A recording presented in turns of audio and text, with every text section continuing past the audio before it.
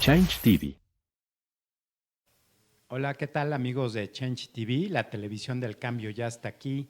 Bienvenidos a mi programa Conversaciones Poderosas. Yo soy tu coach, Adriana Naya, y el día de hoy también estamos con Luli Menéndez, mi esposa, mi amiga, mi compañera de todas mis aventuras deportivas. ¿Y qué tal, Luli? ¿Cómo estás? Muy bien, muchas gracias. Gracias por invitarme y ahora creo que yo te voy a entrevistar a ti. Así es. Luli me va a hacer algunas preguntas poderosas de lo que pasa por la mente del deportista antes, durante y después de un reto o competencia. Sí, pero antes de eso quisiera que nos platicaras un poquito de tu trayectoria deportiva, desde que corrías coches y luego qué pasó y por qué cambiaste. Platícanos un poquito para que la gente sepa. Claro que sí, amigos. Los pongo en contexto. Bueno, yo desde primaria siempre competí en atletismo, en los equipos de la escuela, del Colegio Vista Hermosa. Recuerdo que íbamos al CEDOM y hacíamos equipos de relevos y siempre ganábamos. Posteriormente, me encantaba el deporte motor, siempre anduvimos en moto de pequeños. Sí, juntos. Cuando éramos vecinos y amigos y echábamos competencias. ¿Y quién ganaba? Bueno, a veces ganabas tú y a veces ganaba yo.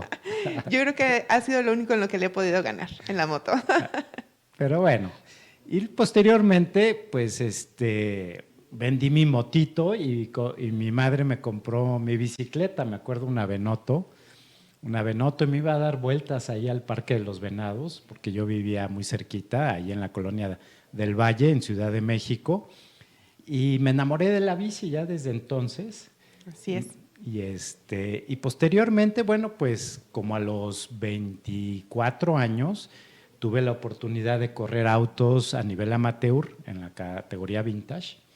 Bueno, pero desde antes ya tenías como toda esa vena de arreglar coches y de hacer rallies y de todo eso, ¿no? Es competencia. Así es. Sí, pues mi espíritu era muy competitivo, aventurero, siempre he sido muy inquieto físicamente, muy dinámico, con una mente muy enfocada en el deporte y en la competencia y en el ganar. Así es. ¿No? Siempre mi intención era ganar y ganar. Finalmente, empecé a competir en las pistas, en los rallies a nivel amateur, y siempre fuiste mi copilota en los rallies. Aquí tenemos una doble 10 que es perfeccionista, precisa, y eso nos generó ganar muchos rallies. Bastantes. Rallies de regularidad, de precisión, y también en la pista, logré el campeonato de la categoría B y el subcampeonato de la categoría A de vintage en los años 90, 94, 95. Así es. Posteriormente, la crisis del 94, cuando el dólar se va de 3 a 6 pesos, cuando matan a Colosio, se hace todo un desastre económico, y ahí tuve que dejar de correr y me dediqué a la bici de montaña. Recuerdo que Toño, mi cuñado, me metió a la bici de montaña. Y me acuerdo el primer día que llegaste a la casa, qué bárbaro, estabas muerto, ahora sí que estabas pues muy, muy sofocado. Sí, casi me desmayo ese día. De hecho, Toño me decía, tranquilo, poco a poco. Y yo, en mi afán de hacerlo al máximo, pues casi me desmayo literalmente. Así es. Entonces, ahí me empecé a dar cuenta que el deporte motor y el deporte del ciclismo era muy distinto, y el motor pues eran mis piernas, y tenía que empezar a cambiar mis hábitos. Así es, a comer mejor, a bajar de peso, a tener una rutina de ejercicio pues muy fuerte para poder llegar a lo que tú aspirabas, que era competir con gente de tu edad, que estabas muy joven, estaba muy fuerte la competencia, pero aún así lo hiciste. Así es, yo tenía 30 años en esa época, y competí en montaña durante 5 años, y hasta como me costó trabajo subirme a podiums después de 3, 4 años. ¿Acostumbrado a estar siempre en el podio en los coches? Así es, sí. Hablo de la modalidad de cross country en bici de montaña, porque hoy en día hay muchas modalidades, pero hablo de cross country, competí a nivel regional, llegué a estar en tercer lugar del campeonato a nivel regional de todo el año y algunas competencias a nivel nacional donde me fue bien. Muy bien. Y bueno, ya finalmente cambié al triatlón, de la bici de montaña me convertí en triatleta consumado. Sí. También recuerdo cuando hiciste tu primer sprint, ¿no? Así que fue es. todo un reto para ti, porque bueno, en vez de que fuera un deporte, ya eran 3 deportes, ya tenía que entrenar más, ya tenía que tener técnica de natación, porque bueno, Adrián nadaba, pero no nadaba con técnica, o sea, nadaba lo que aprendió de chiquito, digamos, ¿no? Sí, nada que ver. Todo No, lo que tienes que hacer para ser triatleta es muy específico, ¿no? y muy técnico. Muy técnico, el pedaleo redondo, la natación con una técnica de total immersion, y correr, ¿no? Que es así como tu talón de Aquiles un poquito, en donde Correr. tuviste que aprender. Reaprender a correr con el método de Nicolás Romanov, el de Pose Method, donde se parece mucho a la técnica de los raramuris, que corren marchando con la bola del pie. Recuerdo que Luis Álvarez trajo a Nicolás Romanov a Ciudad de México a que nos diera un curso de Pose Method. En fin, fue todo un proceso de reaprender todo, porque recuerdo que en mi primer sprint, que fue en Ixtapa, llegamos un jueves, el evento era el sábado, pero el jueves había bandera roja en el mar, después de una tormenta tropical. Y yo estaba ahí en la playita, ya estaba tranquila la tormenta tropical, pero estaban los rezagos, el mar muy picado, bandera roja. Bueno, primero vi que 2 triatletas se metieron a nadar y dije, bueno, pues si pueden ellos, ¿por qué yo no? Y pues casi me ahogo, por supuesto, y fue toda una odisea porque al salir del agua le dije a Luli, vámonos de aquí que esto no es para mí, y ponerme a entrenar natación con técnica. Y también medir los riesgos, ¿verdad? Porque estarse metiendo a nadar a un mar picado con bandera roja, pues no está padre y hay que medirle el agua a los camotes. Yo venía de ser campeón de bici de montaña y dije, ¿y por qué no? Digo, pues a mí nadie me gana y por supuesto estaba en un grave error. Y uno pues va aprendiendo, ¿no? Va aprendiendo con todas estas anécdotas a que no eres más que un aprendiz. Así es. Pero de ahí, de ese sprint, brincaste a olímpicos, o sea, a triatlones olímpicos, y después a medios Irons, y finalmente la cereza del pastel, que fue el Iron que hiciste en el 2007. 2007 hice el Ironman de Wisconsin, de Madison. También ahí aprendí muchas cosas. Mi primer Iron, ya tenía como 4 o 5 años de ser triatleta. Y bueno, pues ahí entrené con una metáfora, piensa como abejorro y entrena como caballo de carreras. Metafóricamente, bueno, pues ese lenguaje entra como cuchillo en mantequilla a la mente inconsciente del deportista. Aquí ya está trabajando con programación neurolingüística. Así es, ¿no? Y eso fue lo que me sacó adelante en el Ironman, porque sí tuve un quiebre físico. Me faltó comer, tomé un Tylenol que me inflamó el estómago, a la mitad del maratón ya no podía, y gracias a esa programación pude terminar el maratón y terminar el evento 2 horas y media después de lo esperado, pero finalmente llegué y lo terminé. En fin, entonces ese es el recorrido. Ahí ya tenía 40 años, ya 40. Y posteriormente, bueno, pues acabé en el psicólogo, por supuesto. Sí. Acabé en el psicólogo. Porque imagínense que regresó y se sentó en una salita que tenemos, en donde pues están todos sus trofeos y demás, y se me queda viendo y me dice, ¿tú crees que tengo un problema de reconocimiento? Y yo pues nada más me reí porque bueno, eso yo lo había notado hace 20 años, ¿no? Pero bueno, le digo pues un poquito, yo creo que sí. Pero me dice, ¿como reconocimiento de qué o de quién? Porque pues mis hijos y tú, que son muy importantes para mí, siempre están conmigo, siempre me echan porras, siempre tengo su apoyo y demás. Y le dije, bueno, yo creo que eso lo tienes que trabajar en el psicólogo y ver qué es lo que estás necesitando, ¿no? Y bueno, finalmente sí, Adrián se dio cuenta que necesitaba reconocimiento más de su mamá, digamos. Venía algo desde chiquito con ese reconocimiento y bueno, lo trabajó y pudo mejorar muchísimo la relación con su mamá, a través de darle amor en vez de querer el reconocimiento suyo. Entonces, eso fue creo que una gran enseñanza y desde ahí dijo, no, ya no voy a hacer irons, voy a seguir compitiendo y demás, pero a un nivel mucho más tranquilo porque ya había logrado limpiar, digamos, ese hueco emocional que tenía. Es correcto. De hecho, cuando fuimos al Iron, fuimos 400 mexicanos. Fue un gran Ironman que organizó Luis Álvarez con la CONADE y nos pusimos a observar este grupo de Irons y nos dimos cuenta que la mitad o más estaba divorciado. Sí. ¿No? Entonces, pues nos empezaron a caer muchos veintes en donde, por supuesto, para entrenar para un Ironman, tienes que entrenar muchas horas a la semana, tanto en la mañana como en la noche.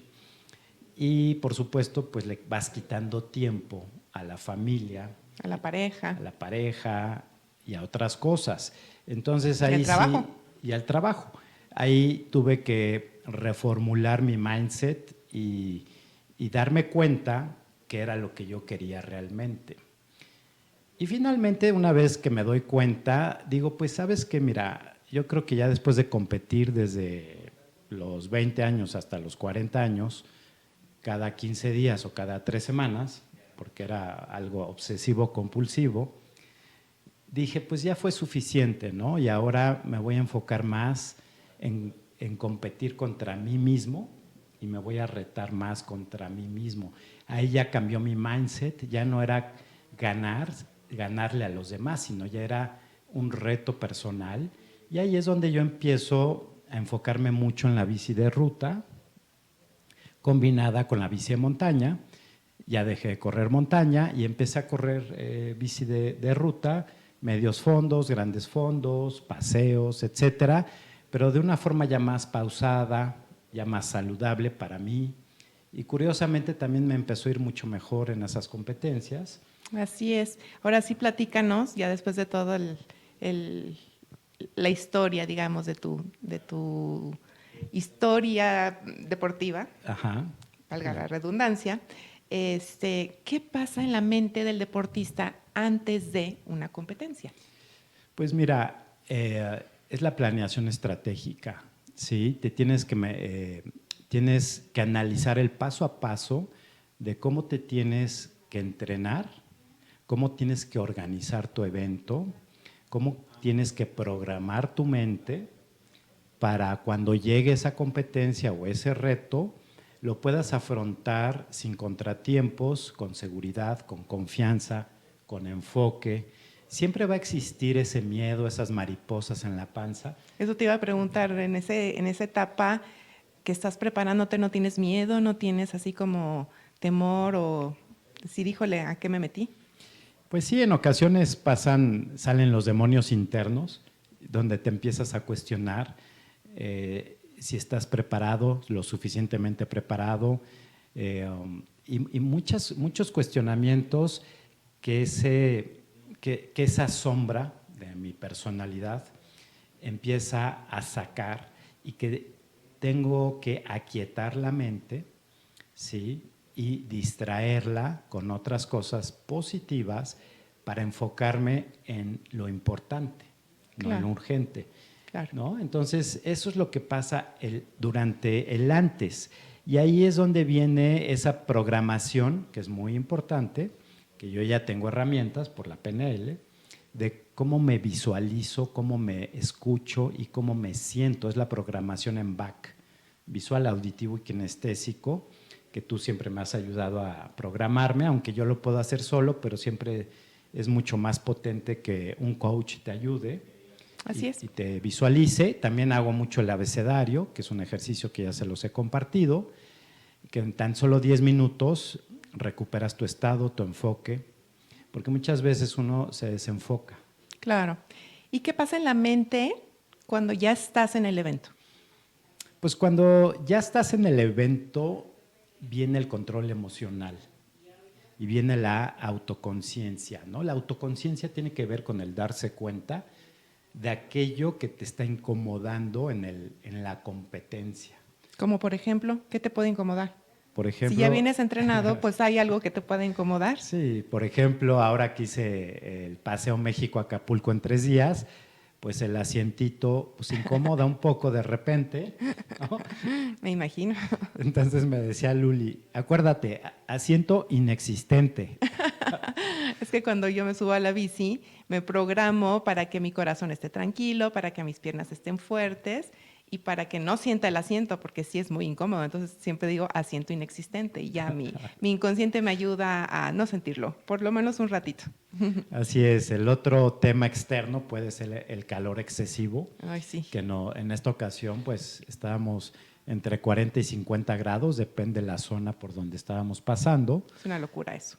que es realmente, pues son temperaturas extremas, donde si no traes ese control mental bien pulido, puede quebrarte, sí, definitivamente. Claro, y hidratación, ¿no? Obvio. Sí, la hidratación, por supuesto, pero bueno, el control emocional también, desde qué emoción llegas al evento, porque eres un ser humano, soy un ser humano que llega a un evento y donde puede traer un cóctel de emociones, Así es. ¿no? Que si traes temas de pareja, que si traes temas de trabajo, o temas con algún hijo, o la bici arrancando ya se ponchó, ya te enojaste, ya hay que cambiar la llanta, o la bici no está cambiando bien las velocidades, todo eso te distrae y te puede generar mucha molestia. Claro. O simplemente lo dejas fluir y lo resuelves desde una emoción positiva.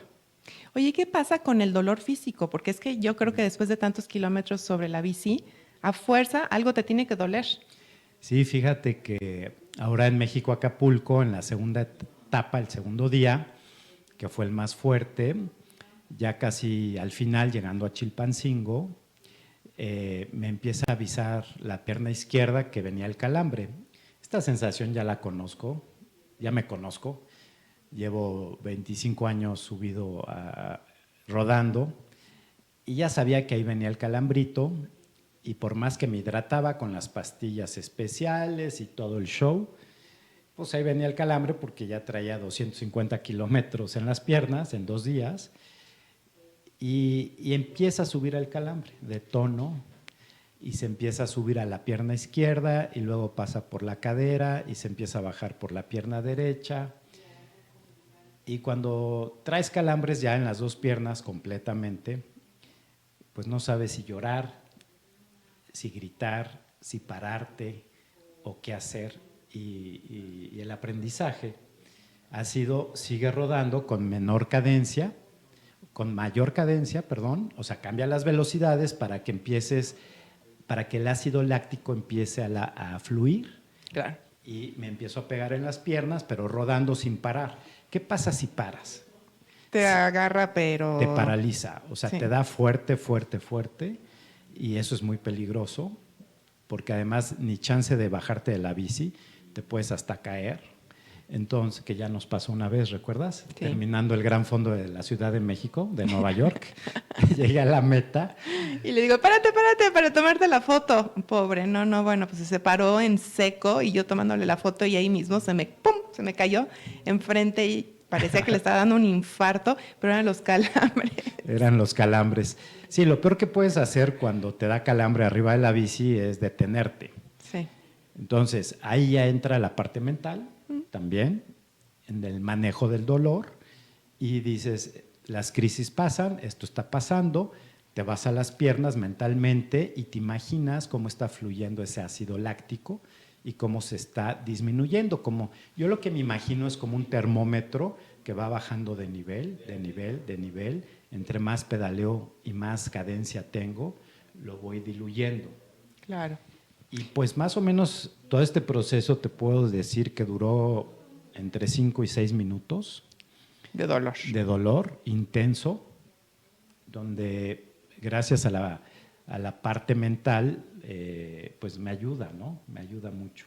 Oye, ¿y la nutrición que tienes sobre la bici, cómo le haces? Porque son muchísimas horas sobre la bici y cómo te vas hidratando de una manera específica y qué vas comiendo en el recorrido, porque todo eso es muy importante. Tienes que tener esa gasolina para poder seguir pedaleando tantos kilómetros, ¿no? Así es. Bueno, la nutrición tiene que ver con varias etapas. Todo empieza desde la noche anterior. en donde empiezas a hidratarte, cenas carbohidratos, por ejemplo, pasta, ¿sí? En la mañana, al despertar, por ejemplo, en este paseo México-Acapulco, que era de resistencia de muchos días, yo desayuno ligero, no me gusta desayunar pesado por la digestión y tengo que hacerlo 2 horas antes de subirme a la bici, ¿no? O sea, muy temprano, porque arrancan súper temprano. Sí, yo lo que hacía es llevaba avena molida, sin gluten, con almendra, ¿sí? Y le ponía agua y me hacía un licuado y me lo tomaba, eso para empezar, y si acaso picaba algo de fruta, ¿no? Para la glucosa y nada más. Ahora, también todo empieza el día anterior. Cuando tú terminas una etapa y vas a iniciar otra, tienes que recuperarte, ¿no? Tengo que recuperarme y ahí tomo mis polvos mágicos, que son, hay un polvo que se llama Recovery de GU, la marca GU, que trae proteína, carbohidrato y sales. Todo lo que necesitas para reponer, ¿no? Para reponer lo perdido. Perdiste. Si no lo haces, te pasa factura al siguiente día. Claro. Entonces tienes una ventana de media hora para tomar el Recovery y al día siguiente, bueno, pues ya haces ese pequeño desayuno y sobre la bici, pues vas llevando almendras, vas llevando barritas, Gus, Gatorade, las pastillas de sal, ¿no? Las pastillas de sal, de Nun, con cafeína, en fin. Y así vas sobre la marcha, hidratándote y reponiendo. Oye, y platícame, ¿cuáles son las 3 principales fuerzas del deportista? Pues mira, la primera fuerza es la física, es la muscular, que es la base. Es como la de, o sea, lo que me platicaste de tu frase, ¿no? De entrena como caballo de carreras. Así es. Eso no te lo puedes saltar. No, eso no. Por más mente que traigas, si no traes la fuerza física, pues es prácticamente imposible. Pero muchas veces, aunque traigas esa fuerza física, si no tienes la mental, si no tienes la mente, no llegas. Sí. Porque lo primero que se cansa es la tercera fuerza, que es la fuerza mental. Okay. Y la segunda fuerza es la fuerza aeróbica. Okay. Esa, ¿cuál es? ¿La del corazón? La del corazón es lo que comúnmente llamamos el aire del deportista, ¿okay? Que esa se trabaja entrenando a baja frecuencia cardíaca. Haciendo base, ¿no? Para hacer base, y esa tarda por lo menos 3 meses en hacerse a una baja frecuencia. Esas son las 3 fuerzas: la fuerza muscular, la fuerza aeróbica y la fuerza mental. Ahora, en estas 3 fuerzas tienes que también practicar mucho lo que es la técnica. Porque si tú haces por ejemplo, del pedaleo técnica, redondo y demás, sí, ¿estás hablando de eso? El pedaleo redondo tienes que saber empujar y jalar. Empujas con un pie y jalas con el otro pie, como si fuera una matraca, digamos. Empujas, jalas, porque así distribuyes el peso en ambas piernas. Y muchas veces el cerebro se le olvida estar empujando y jalando. Claro. Es un hábito y es experiencia. Uh-huh. Pero bueno, yo creo que ya cuando estás subido en la bicicleta ya entras en un estado de flow en donde ya eres como una máquina robot que ya sabes lo que tienes que hacer correctamente, ¿no? Así es, el estado de flow muchas veces se logra después de algunas miles de horas de práctica y de programación. Bueno, después de hacer el abecedario, que lo haces antes de iniciar el evento, entras en un estado de flow mucho más fácil, entonces es muy recomendable, ¿no? Así es, amigos. Entonces, bueno, pues esas son las 3 fuerzas y ese es el que está combinado mucho con el flow que dice Luli y técnicas, obviamente técnicas de preparación mental. Claro. ¿No? ¿Y qué tan fuertes son las metáforas dentro de esta preparación mental? Hacen la gran diferencia.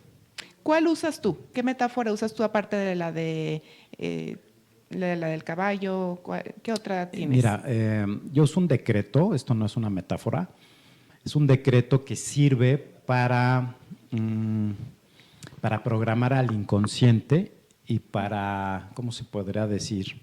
Para engañarlo de alguna manera. Uh-huh. Nosotros tenemos hackearlo, ¿no? Un poquito. Para hackear a la mente inconsciente. Nosotros tenemos 2 mentes, la mente consciente, que es el 5%, y el inconsciente, que es el 95%. En el inconsciente es el disco duro, es ahí donde está todo el archivo de nuestras experiencias. El inconsciente tiene una característica, te aleja del dolor y te lleva al placer. Cuando estás sufriendo encima de la bici, vienen subidas y kilómetros, el inconsciente te dice una vocecita, ya para, ¿qué estás haciendo aquí y para qué lo estás haciendo? Y te empieza el autosaboteo. Entonces ahí tienes que acallar esa vocecita y el decreto es, yo puedo, es fácil y lo estoy haciendo. Claro. Y un amigo me decía, es que ya no puedo, es que no es fácil y es que no lo quiero hacer. Le dije, bueno, precisamente estás hackeando a esa vocecita interna donde es, yo puedo, es fácil y lo estoy haciendo. Sí, porque otra de las características de la mente inconsciente es que es literal, y si tú le estás diciendo a tu inconsciente que puedes, que es fácil y que lo estás haciendo, para él es una orden y entonces se ejecuta. Claro, aquí hay que tener mucho cuidado que esto sea ecológico, Claro. porque si tú no estás preparado para este tipo de paseos y forzas al inconsciente y te lleva a un extremo, te puede dar algo, ¿no? Te puede dar una parálisis, te puede dar un ataque al corazón, etcétera, etcétera, ¿no? Entonces, lo importante también es que conozcas tus límites y que conozcas tu cuerpo físico. Ese extra, que es a través de las metáforas o de los decretos, yo ya lo tengo muy, muy medido, ¿no? Entonces, lo puedo hacer a mi criterio. Claro. Pero esto es por muchos años ya de autoconocimiento. Oye, y bueno, yo sé que ir a Acapulco en 3 días y muchos de los retos que tú te has impuesto son personales, pero ¿qué tan importante es tu equipo, tus amigos, el grupo con el que vas? ¿Qué tan importante es este apoyo que se dan entre ustedes? Bueno, pues eso es fundamental, ¿no? El trabajo en equipo te lleva al éxito. Porque fíjate, en este evento de los 3 días, en el segundo día ya al final, mi tocayo Adrián Esteve, pues me jaló, me empujó. De alguna forma, ya el último kilómetro literal, antes de llegar a Chilpancingo, yo me paré. Y ¿Después de cuántos kilómetros llevabas ese día? 250. No, o sea, pero 100 del ese día. primer día y 150 O sea, te faltaba me faltaba 1 kilómetro. Pero ya literal no daba… ya no te daba nada, ya ni no las me daba piernas, ni lo nada, aeróbico, ni la mente. No, la mente sí, pero me molestaba mucho el estómago y también el calor era excesivo y ya no me entraba agua tampoco al estómago. Okay. ¿No? Entonces, Adrián Esteve, del equipo, el tocayo, me pasa, venía atrás, me ve y me dice, súbete. Le dije, no quiero. Y me dice, no te estoy preguntando, te subes ahorita. O sea, esa es la importancia de tener un buen compañero, un buen equipo, que te jalen, que te acompañen, que te ayuden. Claro. Sí, y por supuesto él tenía la autoridad moral sobre mí. Claro. Porque si tú no le das la autoridad moral a alguien, pues ni Dios Padre. Y me dijo, tocayo, súbete ahorita. Pues hice la orden, me subí y me dijo, pégate a mi rueda. Y me pegué a la rueda, ya faltaba 1 kilómetro, ¿no? Ese es el trabajo en equipo.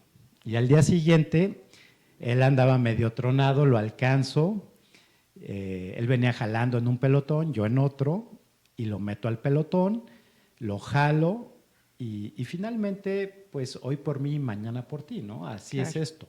Claro, y Ese también es el cuando equipo. ponchan o cuando alguien se siente ponchamos. mal o alguien se cae o lo que sea, obviamente todos ayudan y Así es. se apoyan, ¿no? Así es, el equipo es fundamental, porque de repente estás bien y de repente no estás tan bien y otros del equipo están bien.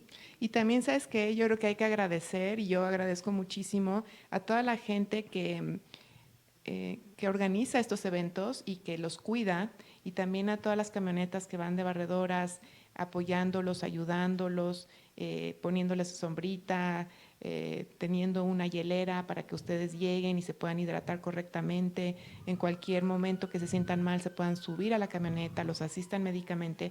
O sea, de verdad, toda esta gente que va ahí, yo lo he hecho muchas veces, he estado atrás de ti, siguiéndote muchos kilómetros, y de verdad es pesado estar. Parece que no, parece que estás como en un día de campo porque ellos son los que están rodando, pero es pesado para toda la gente que da ese apoyo y de verdad hay que agradecer. Claro. Y bueno, hablando de agradecimientos, quiero agradecer a Bicigato, al gato y a su esposa Ana por haber organizado este evento. Excelente organización. Y bueno, amigos, una mente sin retos es una mente aburrida. Y creo que hemos llegado al final de nuestro programa. Así es. Gracias por compartir todos tus aprendizajes y seguramente a alguien le van a servir mucho. Así es, amigos. Les mando un abrazo y nos vemos el próximo jueves a las 11 de la mañana. Que tengan excelente día. Hasta luego. Bye. Change TV,